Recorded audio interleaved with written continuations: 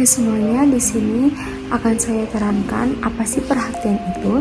Perhatian bisa disebut juga dengan attention, yang merupakan salah satu banyaknya dari gejala psikologis pada manusia. Perhatian timbul karena adanya aktivitas seseorang yang berasal dari apa yang dilihatnya.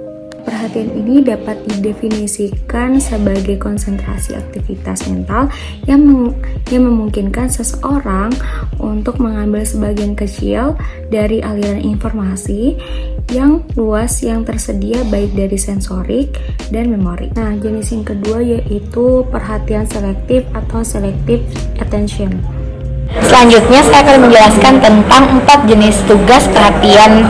Yang pertama ada mendengarkan dikotik. Mendengarkan dikotik adalah proses di mana kognitif kita lebih kepada pendengaran, sedangkan ada yang kedua ada efek strup. Efek strup lebih kepada penglihatan, ada pencarian visual, gerakan mata sakadi. Lalu ada atensi atau perhatian, yang memang perhatian berperan penting karena seseorang harus memfokuskan perhatian kepada suatu rangsangan terlebih dahulu sebelum memberikan respon stimulus. Perhatian sebagai suatu bentuk proses kewaspadaan dan kemampuan untuk mempertahankan atensi terhadap suatu kejadian yang akan datang. Lalu ada orienting, kemampuan untuk memfokuskan atensi langsung terhadap lokasi stimulus yang dibutuhkan dalam proses pencapaian visual yang akan datang.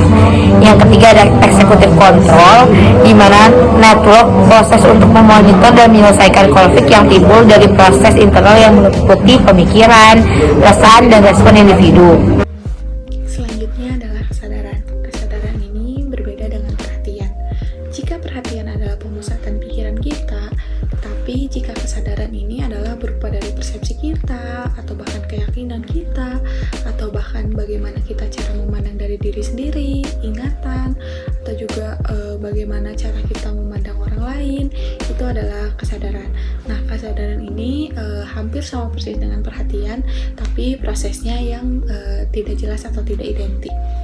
Mungkin lebih singkatnya, kesadaran itu adalah bagaimana perasaan kita ataupun pemikiran kita bisa mengenali dan juga mengendalikan apa yang ada di dalam diri kita ataupun apa yang situasi yang sedang kita hadapi. Tetapi pada nyatanya kita sebagai manusia juga sulit untuk menyadari kesadaran itu sendiri. Misal, salah satu contohnya, saat kita menaiki motor dan kita terbiasa pergi ke tempat itu, lalu tanpa kita sadari kita sudah ada di tempat tujuan kita. Tetapi pada saat di jalan kita mengetahui bahwa kita melihat sesuatu yang sering kita lihat, contohnya misal banner atau toko yang kita sering lewati. Nah, itu adalah salah satu bentuk kesadaran yang tidak kita sadari. Kesadaran itu juga adalah sesuatu yang telah kita alami dari semua pengalaman.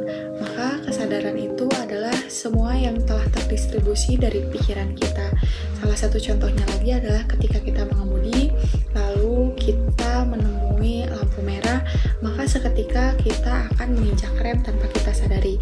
Karena itulah hal yang telah terdistribusi di dalam pikiran kita atau dari pengalaman kita sendiri. Kemudian di kehidupan kita sehari-hari, mungkin kita pernah membaca buku, kemudian mata kita bergerak membaca buku tersebut, tetapi kita tidak menangkap makna dari buku tersebut. Nah, itu adalah tanda bahwa kita sedang tidak menyadari kita sedang membaca. Jadi, kesadaran ini adalah hal-hal yang sudah terdistribusi otomatis di dalam otak kita. Faktanya, kesadaran juga bisa menjadi bumerang untuk kita sendiri. Misalnya, ketika kita ingin melupakan sesuatu kejadian atau pengalaman, kemudian kita dengan bekerja keras atau bersusah payah untuk menghilangkan suatu gambar visual ataupun pemikiran kita yang terlewat di pikiran kita, itu sangat sulit. Nah, maka itu dalam situasi tersebut kita sedang ada dalam kesadaran.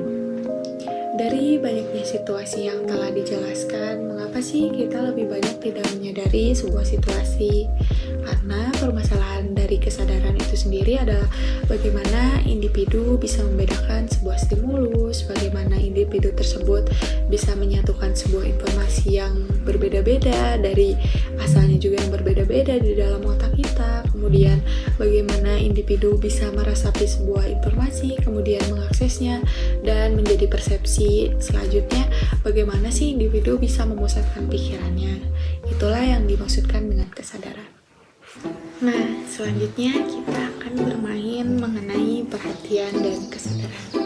Di sini akan ada sebuah tulisan warna-warna, kemudian kalian harus membacanya.